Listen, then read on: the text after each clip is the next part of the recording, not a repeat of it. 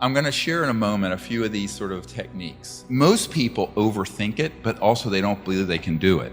And that's the beginning of programming yourself for failure. So what we want to do is hit the reset button, reprogram ourselves for success and for being able to do it. And all I'm going to do is help you remember who you really are and give you some techniques that facilitate the sharpening of that ability. That's really all I can do. The rest you're doing yourself.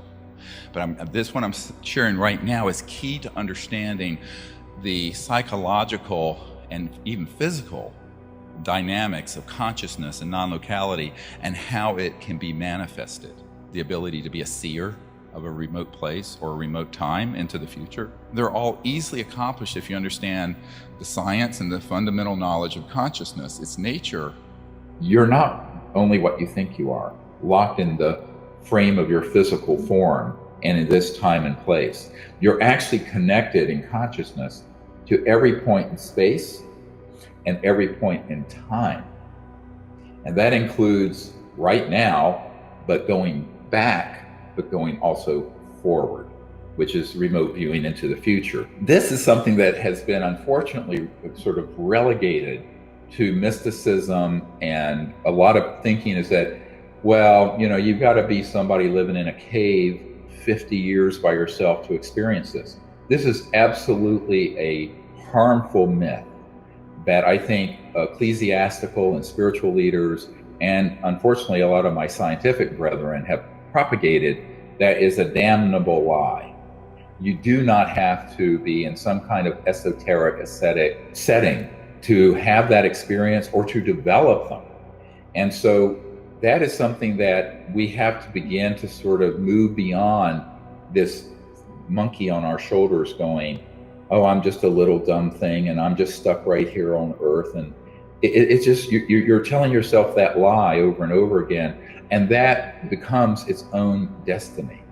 Because if you have a different understanding of who and what you are, that is that you are a conscious being capable of connecting to the field of consciousness that's beyond space and time. The reason that the deeper elements of the intelligence community don't want the public to know is that, first of all, it is extremely efficient spycraft, which they don't want others to have. Secondly, they know that if people understood the power of consciousness, they would be able to completely change the direction of the planet. You can see any place, you can see any point in time. You need to understand that this is your innate capability as a higher intelligent life form. Once you reach a critical mass of intelligence and consciousness, you can understand this and routinely see remote places and see distant times. That's how I think you should begin to think of how your life can be guided and your relationships at work and family can be guided. Very intuitive. Those of you who are critical, remember that there's science and there's objective knowledge and intellect, and then there's the consciousness that can sense and feel and know. And if you develop this ability, you will save lives. And in your normal everyday work, whoever you are, I mean, if you're a teacher and you're dealing with a student, intuiting what that person needs and what you need to teach, you following this?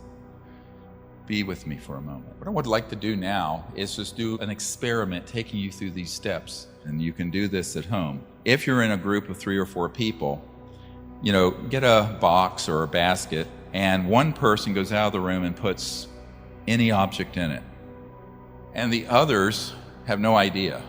Now, here are the steps to it. Step 1, if you're going to not just do it on the fly instantly, you go into this quiet state of meditation and forget about targeting what you're remote viewing. Just stick with the process of experiencing the awake mind and do the meditation technique using either the breathing technique or the mantra or both, or whatever fires your rocket. And when you're in a deep, quiet state, instead of guessing what is in the box, just let your mind rest on it and ask to know what it is.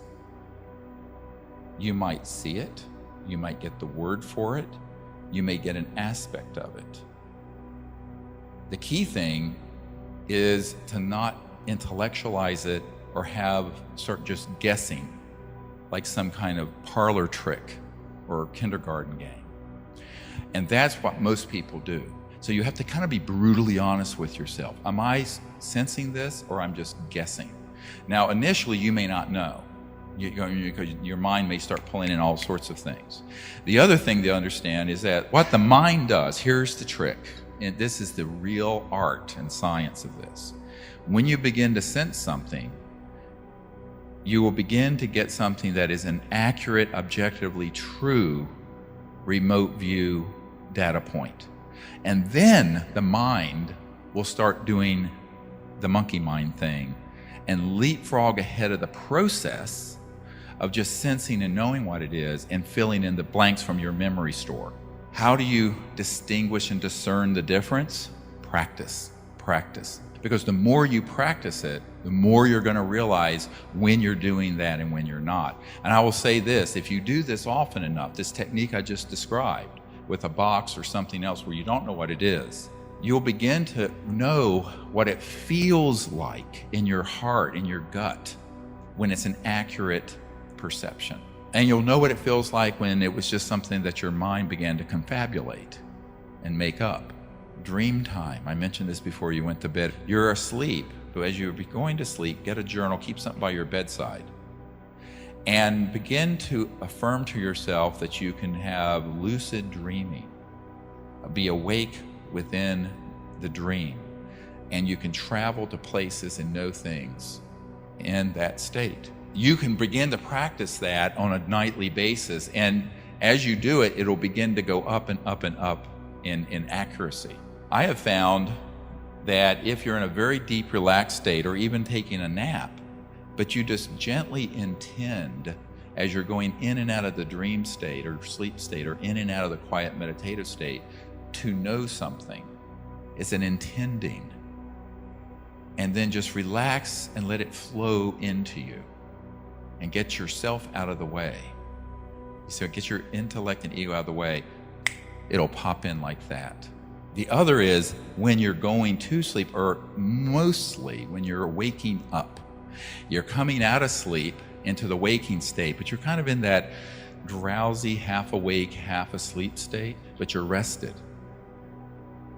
At that juncture, the junction between dream and sleep and waking, when you're relaxed, intend to know something, ask to see something, ask to have a problem solved. You will be stunned at how accurate you will become in getting that information. Practice the remote viewing every day, every minute of every day. Be in a mindful state. Develop at least 2 to 3 times a day this practice of deep, quiet meditation, remote viewing practice, and you'll be stunned at how quickly you advance.